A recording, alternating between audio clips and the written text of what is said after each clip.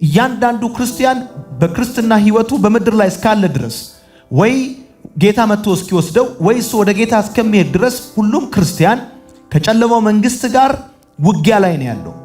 ነገር ግን እያንዳንዱ ክርስቲያን በአሸናፊነት መኖር እንዲችል ስለ መንፈሳዊ ውጊያ በቂ የሆነ ግንዛቤ ሊኖረው ይገባል። አንድ ሰው መንፈሳዊ ውጊያ ውስጥ ነኝ፣ መንፈሳዊ ጦርነት ውስጥ ነኝ ብሎ ሊል የሚችለው እሱ ካለበት አገዛዝ ጋር በተቃራኒ ከቆመው ሌላ አገዛዝ ጋር ኮንፍሊክት ሲያደርግ ብቻ። ሰው በመንፈሳዊ ውጊያ ውስጥ ሊሆን የሚችለው በክርስቶስ ኢየሱስ አምኖ ከዳነ ብቻ ነው። በክርስቶስ ኢየሱስ አምኖ ያልዳነ ሰው በጨለማው መንግስት ስር ስለሆነ ያለው ለዛ መንግስት ይገዛል እንጂ ውጊያ የለበትም። ስለዚህ ክርስቲያናዊ አሸናፊነት የሚጀምረው ስለ እግዚአብሔር መንግስት ባለን መረዳት ነው። የእግዚአብሔር መንግስት ማለት እግዚአብሔር በክርስቶስና በመንፈስ ቅዱስ አማካኝነት በእኔ ህይወት ላይ ያለው አገዛዝ የእግዚአብሔር መንግስት ይባላል። ይሄ የእግዚአብሔር መንግስት በምድር ላይ የተጀመረው በክርስቶስ ኢየሱስ ወደዚህ ዓለም በመምጣትና በመሞት ከሞት በመነሳት ጋር ተያይዞ ስለ እግዚአብሔር መንግስት አንድ ክርስቲያን ማወቅ ያለበት የዚህኛው መንግስት ላይ ሆኖ ነው ከጨለማው መንግስት ጋር ውጊያ የሚያደርገው። ያለበትን መንግስት ክብር፣ ዋጋ፣ ስልጣን፣ አቅም አንደርስታንድ ማድረግ አለበት። ዝም ብሎ አይደለም አንድ ክርስቲያን ከጨለማው መንግስት ጋር ወይም ከሰይጣን ከአጋንንት ጋር ውጊያ ውስጥ የሚገባው። በክርስቶስ ኢየሱስ አምኖ የእግዚአብሔር መንግስት አባል ከሆነበት ዕለት ጀምሮ የገባበት መንግስት ክብር፣ የገባበት መንግስት ስፋት፣ የገባበት መንግስት አቅም ምን እንደሆነ በትክክል ማወቅ አለበት። በመቀጠል አንድ ክርስቲያን ማወቅ ያለበት ነገር ቢኖር የትኛው መንግስት ላይ ሆኖ ነው። ስለዚህ ውጊያውም አሁን እኛ ያለንበት እግዚአብሔር በክርስቶስና በመንፈስ ቅዱስ አማካኝነት እኛን የሚገዛበት መለኮታዊ አገዛዝ ፖለቲካዊ ካልሆነ መልክዓ ምድራዊ ካልሆነ ሰይጣን ከኛ ጋር ያለው ጦርነት ኢትዮጵያዊ ስለሆነ ኢትዮጵያ ቢቀመጥ ብቻ አይደለም። የፖለቲካ ተቃውሞ የትኛውም አይነት ጂኦግራፊው ላይ መሰረት ያደረገ ነገር በጠቅላላ ኢትዮጵያ ላይ ያለ ሁኔታ ኢትዮጵያ ነው የሚያበቃው። አንድ ክርስቲያን ኢትዮጵያም ይኑር አውሮፓም ይኑር አሜሪካንም ይኑር የገባበት አዲሱ መንግስት ድንበር የለውምና የጨለማው መንግስት ያለ ድንበር ነው ፋይት የሚያደርገው። ያለ ድንበር ነው ፋይት የሚያደርገው። በመሰረቱ ክርስቲያናዊ አሸናፊነት የሚጀምረው ስለ እግዚአብሔር በማወቅ እንጂ ስለ ሰይጣን ውሻ ክራንቻ በማወቅ አይደለም። የሰይጣንን ሁኔታ ለመማር የሰይጣን ይሄ ውሻ ክራንቻው አደገኝነቱ ማለት ነው። ሙሴ ገና ብዙ ጦርነት እያለበት ገና ብዙ ጠላቶች እስራኤል እያለበት ዘዳግም መጽሐፍ ላይ ሲናገር እንደዚህ አለ። እርሱ አላቸው የከፍተኝነታችሁ ሰይፍ ነው አላቸው። ቀጥሎ ያለው እንደዚህ ነው፣ ጠላቶቻችሁ ሁሉ ይገዛሉ አላቸው። አንተ እግዚአብሔርን ዲፋይን ባረክበት መጠን ነው ጠላት የሚመታው። የከፍተኝ ማንም ጠላት ከፊት ለፊት ሊኖር ይችላል። ጠላትህ የሚመታበትም የሚወርቅበት ፍጥነትም የሚመታበት ጉልበትም የሚወሰነው አንተ ስለ እግዚአብሔር ባለ አንደርስታንዲንግ እንጂ ጠላት ባለው ኤክስፒሪየንስ አይደለም። ጠላት ባለው ብዛትና ማነስ አይደለም። ለዚህ ነው ሙሴ እስራኤላውያኖች እንደዚህ አላቸው። እሱ እየሄደ ነው። ዘዳግም መጨረሻ ላይ ሲነግራቸው እንደዚህ አለ። እሱ አላቸው የከፍተኛነታችሁ ሰይፍ ነው አላቸው። ስለዚህ ጠላቶቻችሁ ምን ይላሉ? ይገዙላችኋል። አንተ እግዚአብሔርን ዲፋይን ያደረክበት መንገድ ጠላቶች የሚመቱበት ፍጥነትም የሚመቱበት ጉልበትም ነው። የእግዚአብሔር መንግስት ገና በሙላት አልተገለጠችም። የሚገለጠው ኢየሱስ ክርስቶስ ዳግመኛ በአካል ወደ ምድር ሲመጣና ከልጆቹ ጋር በገዢነት ሲገለጥ ነው የእግዚአብሔር መንግስት ሙሉ በሙሉ የሚገለጥ። የእግዚአብሔር መንግስት ማቴዎስ ነው ይህን የዘገበው። ልብ በሉ፣ ማቴዎስ የጻፈው ለአይሁዶች ነው። አይሁዶች ኢየሱስ እየሰበከ የመጣው ህይወት እነሱ ከቆሙለት የጽድቅ አይነት ከኖሩለት ሃይማኖት ያነሰ ይመስላቸዋል። ምክንያቱም ደቀ መዛሙርቱ በሰንበት የተለያየ ነገር ሲያደርጉ ያያሉ። ይጾማሉ ብለው ሲጠብቁ አይጾሙም። በተለያየ መልኩ የጌታ ኢየሱስ ክርስቶስ ደቀ መዛሙርቱና ራሱ ኢየሱስ የሚኖሩበት የጽድቅ ደረጃ የሚኖሩበት የጽድቅ አይነት የአይሁድ ሃይማኖት ከተከበረበትና ከኖረበት ያነሰ ይመስላቸዋል። በማቴዎስ ወንጌል መጽሐፍ ምዕራፍ 5 ላይ የነገራቸው ግን ኢየሱስ የሰበከው ያስተማረው ትምህርት ግን በየትኛውም መመዘኛ የእግዚአብሔር መንግስት መርህ የእግዚአብሔር መንግስት የጽድቅ ደረጃ ከአይሁድ ሃይማኖት መለኪያዎች ስታንዳርድስ የሚበልጥ ነው።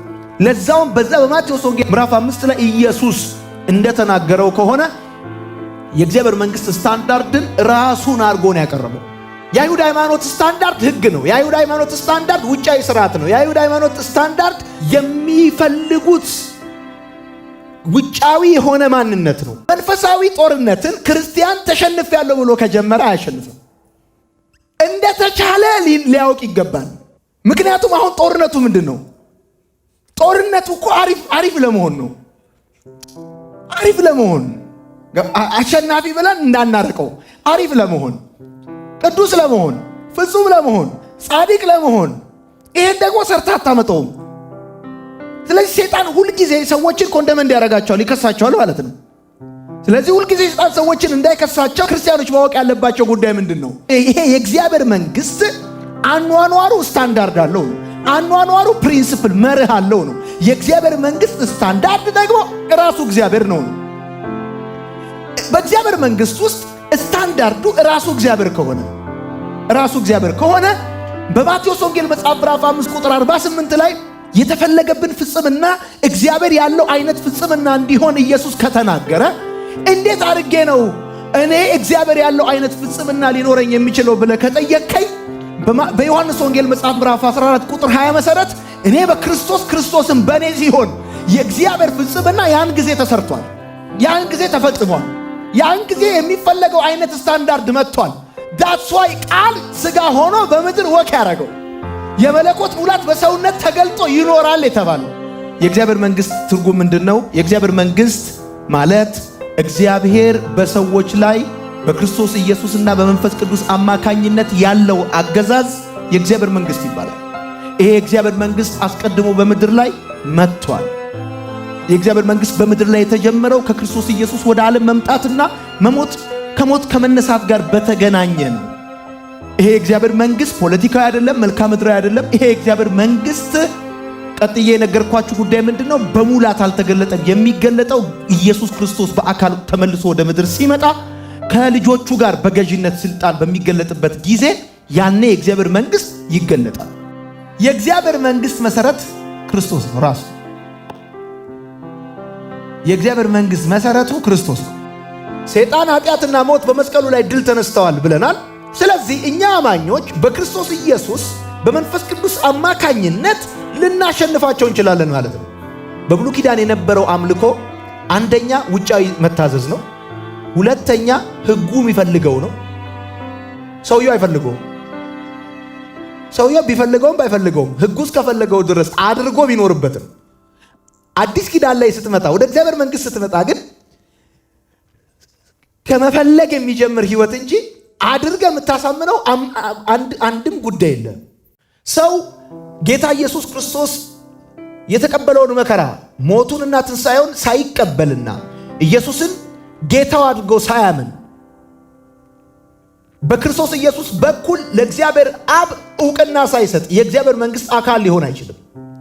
ሰው የእግዚአብሔር መንግስት አካል ካልሆነ ደግሞ በእግዚአብሔር መንግስት ውስጥ የሚደረገው የትኛውም ነገር መገለጫው የክርስቶስ ኢየሱስ ሞትና ትንሣኤ ማሳያ ነው ብዬ ካልኳችሁ፣ ያም ደግሞ ወዴት ይወስዳቸዋል? ሰይጣን፣ ኃጢአትና ሞት በመስቀል ላይ ድል ተነስተዋል። ሰው በምንም ተአምር በእግዚአብሔር መንግስት በኩል ወይም የእግዚአብሔር መንግስት አካል ሳይሆን ሰይጣንን ድል ሊያደርግ አይችልም። ስለዚህ የግድ ሰይጣንን ማሸነፍ የፈለገ፣ ኃጢአትን ማሸነፍ የፈለገ፣ ሞትን ማሸነፍ የፈለገ ሰው በክርስቶስ ኢየሱስ በኩል የቀረበለትን የመዳን እውነት ተቀብሎ የእግዚአብሔር መንግስት አካል ሊሆን ይገባዋል። ሰው ጨዋ ሆኖ ሰይጣንን ሊያሸንፈው አይችልም። ሰው ጾሞ ሰይጣንን ሊረታው አይችልም። ሰው ለድሃ ሰጥቶ ሰይጣንን ሊረታው አይችልም። ሰው የእግዚአብሔር መንግስት ካልሆነ በስተቀር በአንደኛ ጴጥሮስ መልእክት ምዕራፍ 1 ከቁጥር 3 እስከ 4 ባለው የእግዚአብሔር ቃል መሰረት ሰው አሸናፊ ክርስቲያናዊ ህይወት መለማመድ የሚችለው ኢየሱስ ክርስቶስን ጌታው አድርጎ መቀበልና ማመን ሲችል ነው። የዛን ጊዜ እንደ ቆላስያስ መጽሐፍ ምዕራፍ 1 ቁጥር 13 መሰረት ከሆነ ደግሞ ባመንክ ቅጽበት ከሰይጣን የጨለማ መንግስት ወደ ልጁ መንግስት ያአፈለሰናል። አውቶማቲክ በሆነ ሁኔታ አቤት በፍጥነት እንደ በቅጽበት ልክ በክርስቶስ ኢየሱስ ስታምን ከሰይጣን የጨለማ መንግስት ወደ ልጁ መንግስት አፈለሰን ብሎ እንዳለ። ስለዚህ የመንፈሳዊ ውጊያ መጀመር ያለበት ስለ እግዚአብሔር መንግስት ባለ አንደርስታንዲንግ የእግዚአብሔር መንግስት እንደዚህ በተወሰነ መልኩ ካነሳን የሰይጣን መንግስት የጨለማው መንግስት ነው። ፈርጀን ነው መነሳት ያለብን። የሰይጣን መንግስት የጨለማ መንግስት ነው። ቆላስይስ መጽሐፍ ምዕራፍ 1 ቁጥር 13 የሚናገረው እንደዚህ ነው። ከጨለማው መንግስት ወደ ልጁ መንግስት ቆይ አፈለሰን ነው። ስለዚህ እዛ ጨለማ ውስጥ ሰዎች በዛኛው መንግስት ውስጥ ካሉ በጨለማ ነው ያሉት። በጨለማ ታስረው በፍርሃት ተይዘው ነው የሚኖሩት። ሰይጣን ደግሞ በጨለማ አስሮ የሚያኖራቸው ምን ላይ ነው መንግስቱ የተመሰረተው ካላችሁ፣ በምኞት ላይ፣ በራስ ወዳድነት ላይ፣ በስግብግብነት ላይ፣ በትዕቢት ላይ ነው መንግስቱ የተመሰረተው። መንፈሳዊ ውጊያ በእነዚህ ሁለት መንግስታት መካከል የሚደረግ ጦርነት ነው። ሰይጣን እኔን የሚዋጋኝ ሊገለኝ ፈልጎ ነው ወይ? ሰይጣን እኔን የሚዋጋኝ እኔን ፈልጎ እንጂ የኔን ፈልጎ አይዋጋኝም። ሰይጣን አንድም ቀን የኔን ፈልጎ ተዋግቶኝ አያውቅም። ለምን ማርሲል ቴሌቪዥን እና ፌስቡክ እንደዚሁ ወንበርና ሳውንድ ሲስተም ገዙ ብሎ ተጣልቶኝ አያውቅም። ሰይጣን ተዋግቶኝ አያውቅም። ሰይጣን መኪና እኮ ነዳ ሱፍ ቀየረ ብሎ እንጀራ በላ ብሎ ሰይጣን እኔን አይዋጋኝም። ባልበላውም አይበላውም። ባልነዳው ሰይጣን አይነዳውም መኪናውን። ባልኖርበት አይኖርበትም። ስለዚህ ሰይጣን እኔን የማስጣል አሁን ምን ብያቸዋለሁ? ዴብል መንግስቱ የተመሰረተው በምኞት ላይ ነው። ዴብል መንግስቱ የተመሰረተው በፍላጎት ላይ ነው። በራስ ወዳድነትና በስግብግብነት ላይ ስለሆነ መንግስቱ የተመሰረተው ሰዎችን የሚዋጋው መንግስቱን በመሰረተበት በዛው መሰረት በኩል። አንድ አማኝ ማወቅ ያለበት ሰይጣን ለምንድን ነው የሚዋጋኝ የሚለውን ማወቅ አለበት። ሰይጣን የሚዋጋኝ የኔን ፈልጎ ሳይሆን እኔን ፈልጎ ነው። ብሬን ፈልጎ አይደለም፣ ቤቴን ፈልጎ አይደለም፣ መኪናዬን ፈልጎ አይደለም። ሰይጣን የሚዋጋው እኔ ራሴን ፈልጎ ነው። መልሶ የራሱ ሊያደርገኝ ይፈልጋል። ምክንያቱም በክርስቶስ ኢየሱስ አምኜ ከጨለማው መንግስት አምልጬ ወደ ልጁ መንግስት ወደሚደነቀው ብርሃን ገብቻለሁ። ዘላለማዊ ወደ ሆነው መንፈሳዊ ወደ ሆነው ሰላምና ደስታ ወዳለበት የእግዚአብሔር መንግስት ገብቻለሁ። ስለዚህ ሰይጣን የሚፈልገው የሚዋጋኝም እኔን መልሶ የራሱ ለማድረግ ነው የሚፈልገው። ስለዚህ ሰይጣን በጣም የሚሳካለት መልሶ የራሱ እኔን ለማድረግ ማለት ነው የሚሳካለት ፍላጎቶቼን በማሳጣት ላይና የኔ የሆኑ ነገሮችን በመነካካት ላይ ከመስራት ይልቅ እሱ ፕላን ቢ ነው። ፕላን ቢ ነው እሱ። ሰይጣን በመጀመሪያ ደረጃ በመንፈሳዊ ውጊያ በሰዎች ላይ የሚከፍተው ስለ እግዚአብሔር መንግስት የተጣመመ መረዳት ሰዎች እንዲኖራቸው በማድረግ ነው። ስለ እግዚአብሔር መንግስት እውነታ ለማጣመም ነው ሙሉ አቅሙን የሚሰራው። ወንድሜ ሳውዲ አረቢያና እኛ ሀገር እኩል አይደለም ሰይጣን አቅሙን ተጠቅሞ የሚሰራው። በብዛት ሰይጣን አቅሙን የሚያባክነው ፍላጎቶቻችንን በመቆላለፍ ላይ፣ ነገሮቻችንን በመምታት ላይ፣ በማጥፋት ላይ አይደለም። የእግዚአብሔር መንግስት እውነታ በማጣመም ላይ ነው። እሱ ኢየሱስ የእግዚአብሔር ልጅ ነው ብሎ የማያምን ሁሉ ሐሰተኛ ነው። ማክሲመም አቅሙን ተጠቅሞ ሰይጣን የሚሰራው ሰዎች ኢየሱስ የእግዚአብሔር ልጅ እንደሆነ እንዳያምኑ ነው። የድነት መንገድ እንደሆነ እንዳያምኑ ነው የሚሰራው። ፕላን ቢ ነው። አሁን እሱን ከያስክ፣ እሱን ካገኘ፣ እሱ ላይ ከመጣ ፕላን ቢ የእግዚአብሔር መንግስት ትክክለኛ መረዳት ይዛልና አንተን መልሶ የራሱ ለማድረግ የሚሰራው በፍላጎት በኩል። በመሰረታዊ ደረጃ ግን ሰይጣን ክርስቲያኖችን ፋይት የሚያደርገው ስለ እግዚአብሔር መንግስት የተጣመመ መረዳት እንዲኖራቸው በመስራት ላይ ነው። መንፈሳዊ ውጊያ ብለን ስንል ከሰይጣን ከራሱ ጋር በቀጥታ የምናደርገው ጦርነት ማለት ነው። እውነት ውሸት? ውሸት። መንፈሳዊ ውጊያ ብለን ስንል ከሰይጣን ከራሱ ጋር በቀጥታ የምናደርገው ጦርነት ማለት አይደለም።